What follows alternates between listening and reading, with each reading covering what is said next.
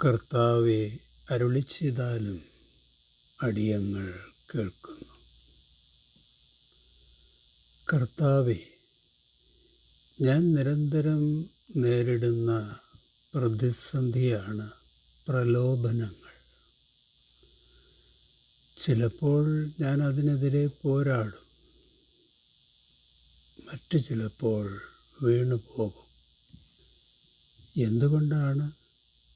എന്തിനാണ് ഈ പ്രലോഭനങ്ങൾ? കുഞ്ഞെ, ജഡീക മനസ്സിൻ്റെ ആഗ്രഹങ്ങളാണ് പ്രലോഭനങ്ങൾക്ക് പിന്നിൽ. എല്ലാ പ്രലോഭനങ്ങൾക്ക് പിന്നിലും ജഡമോഹങ്ങളുടെയും മനസ്സിലെ റിവാർഡ് സിസ്റ്റത്തിൻ്റെയുമൊക്കെ പ്രേരണകളുണ്ട്. പ്രലോഭനങ്ങൾക്ക് കീഴടങ്ങുന്നത് വളരെ സൂക്ഷിച്ചു വേണം. വലിയ വില കൊടുക്കേണ്ടി വരും. കുഞ്ഞെ, മരുഭൂമിയിൽ ഞാനും പരീക്ഷിക്കപ്പെട്ടു.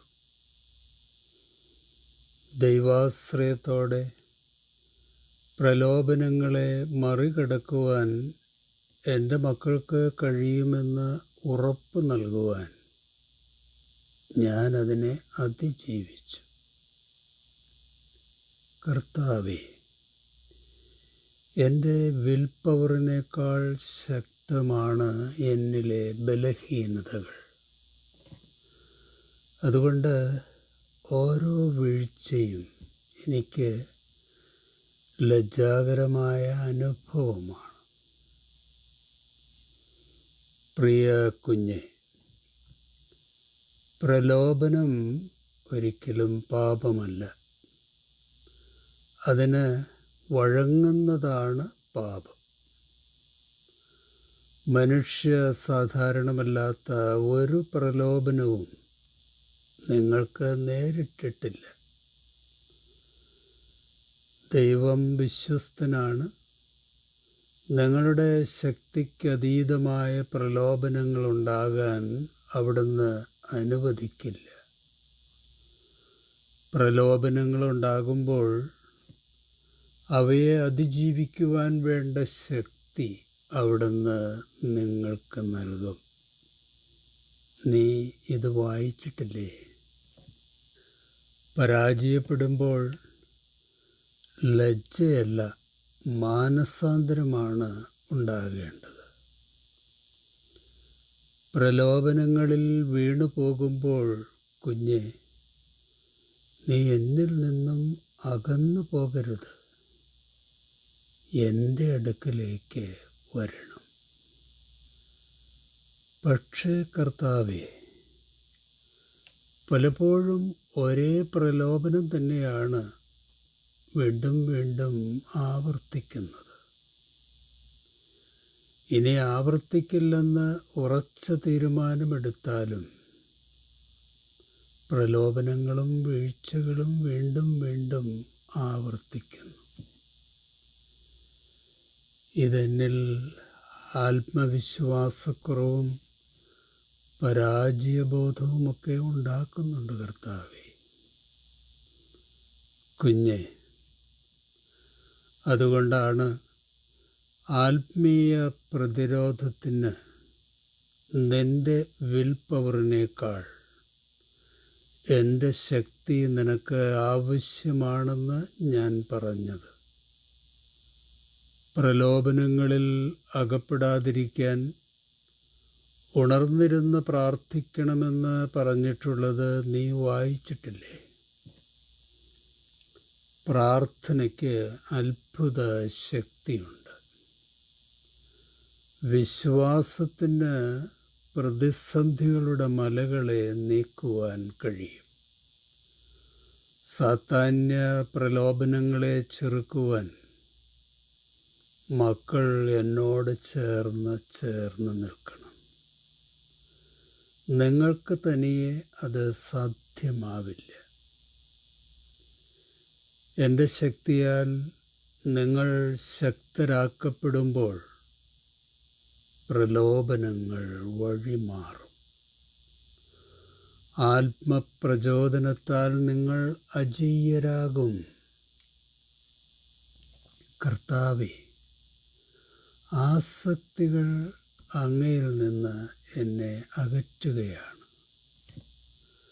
ആഴങ്ങളുടെ അഗാധത്തിലേക്ക് മുങ്ങിപ്പോകുമ്പോൾ ഞാൻ എന്താണ് കർത്താവേ ചെയ്യേണ്ടത്? കുഞ്ഞെ, എനിക്ക് കയ്യെത്തിപ്പിടിക്കാൻ കഴിയാത്ത ആഴങ്ങളില്ല. എൻ്റെ മക്കൾ നേരിടുന്ന എല്ലാ പ്രലോഭനങ്ങളെയും പാപത്തിൽ വീണു പോകാതെ ഞാനും നേരിട്ടിട്ടുണ്ട്. അതുകൊണ്ട് പ്രലോഭനങ്ങളിൽ വീഴാതെ എൻ്റെ മക്കളെ കാക്കുവാനും വീണുപോയവരെ കൈപിടിച്ചുയർത്തുവാനും എനിക്ക് കഴിയും. പരാജയപ്പെടുമ്പോൾ മക്കൾ ജീവിതത്തിൽ നിന്നും ഒളിച്ചോടുവാനാണ് ശത്രു ആഗ്രഹിക്കുന്നത്. എന്നാൽ കരുണയ്ക്കും സഹായത്തിനുമായി ധൈര്യത്തോടെ എൻ്റെ മക്കൾ എൻ്റെ അടുക്കിലേക്ക് വരണമെന്നാണ് ഞാൻ ആഗ്രഹിക്കുന്നത്. എൻ്റെ അടുക്കൽ വരുന്ന മക്കളെ ഞാനൊരിക്കലും തള്ളിക്കളയില്ല. കർത്താവേ, വർഷങ്ങളായി എന്നെ വേട്ടയാടുന്ന പ്രലോഭനങ്ങളിൽ നിന്ന് എനിക്ക് രക്ഷപ്പെടുവാൻ കഴിയുമെന്നാണോ അങ്ങ് പറയുന്നത്? അതേ കുഞ്ഞെ, എന്നിലൂടെയുള്ള വിജയവും സ്വാതന്ത്ര്യവും നിന്റെ അവകാശമാണ്. നിന്റെ ആത്മാവിനെ ഞാൻ ശക്തിപ്പെടുത്തുമ്പോൾ ബലഹീനമായ ജഡത്തിൻ്റെ പ്രലോഭനങ്ങളെ അതിജീവിക്കുവാൻ നിനക്ക് കഴിയും. എന്നിൽ വസിക്കുകയും എൻ്റെ ആത്മാവിനെ അനുസരിച്ച് നടക്കുകയും ചെയ്യുമ്പോൾ നീ സമുന്നത പോരാളിയും ജയാളിയുമാകും. കുഞ്ഞെ, നീ ഇടറി വീഴുമ്പോഴെല്ലാം ഞാൻ നിന്റെ തൊട്ടടുത്തുണ്ടായിരിക്കും. എന്തിനാണെന്നോ? കുറ്റം വിധിക്കാനല്ല, നിന്നെ കൈപിടിച്ച് എഴുന്നേൽപ്പിക്കാൻ. കർത്താവേ, എല്ലാത്തിലും അധികമായി നിന്നെ സ്നേഹിക്കാൻ ഞാൻ ആഗ്രഹിക്കുന്നു. കുഞ്ഞെ, അത് നല്ല ആഗ്രഹവും നല്ല തിരഞ്ഞെടുപ്പുമാണ്. നീ എന്നിലും ഞാൻ നിന്നിലും വസിക്കുന്ന ജീവിതം സമുന്നതമായിരിക്കും. നിന്റെ നിക്ഷേപം എവിടെയാണോ അവിടെ ആയിരിക്കും കുഞ്ഞെ നിന്റെ ആഗ്രഹവും.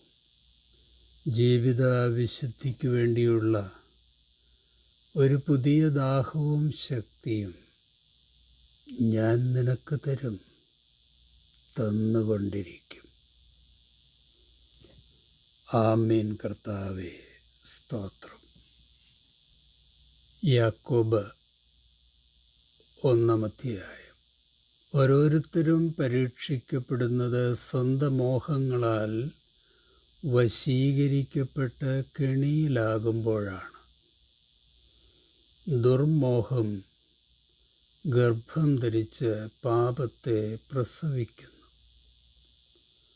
പാപം പൂർണ്ണ വളർച്ച പ്രാപിക്കുമ്പോൾ മരണത്തെ ജനിപ്പിക്കുന്നു.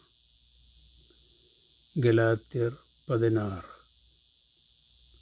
ആത്മാവിനെ അനുസരിച്ച് നടപ്പിൻ, എന്നാൽ നിങ്ങൾ ജഡത്തിൻ്റെ മോഹം നിവർത്തിക്കയില്ല എന്ന് ഞാൻ പറയുന്നു.